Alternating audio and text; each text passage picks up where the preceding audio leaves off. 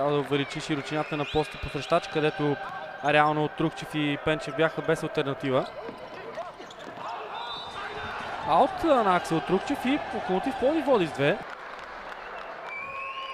Ето го сервиса на Жулен Георгиев. Още една грешка, която обрисува по най-добрия и категоричен начин това, което представлява отбора на Локомотив в първия гейм. Бих казал, че нищо чудно да го е дал и само след първите 2 гейма. Чак толкова не са, разбира се, но ще станат. Изобилие от опции пред Георги Братоев сега. Топка в зона 4 за Аксел Трухчев. Той играе с блокадата на Локомотив.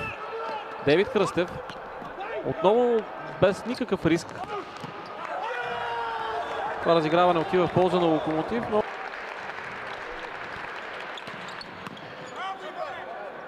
посрещане извън третия метър. Това означава двойна блокада в края на мрежата срещу Тодор Вълчев. Защита на Трухчев, който след това пуска топката в полето на Локомотив. 24-17.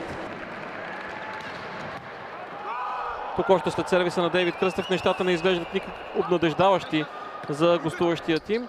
Контранападение. Отново Аксел Трухчев без блокада. Приключва гейма. 25-17. Тук вече топката е извън полето. Матчът приключва. Хипотетично би могло да има оспорване от Найденов. Няма обаче да се стигне до там. 25-20 за Нефтохимик в третата част и така, след като ще гледаме Дея срещу Левски в полуфинал номер 1, в полуфинал номер 2 ще гледаме Нефтохимик. Въпрос обаче срещу кой съперник.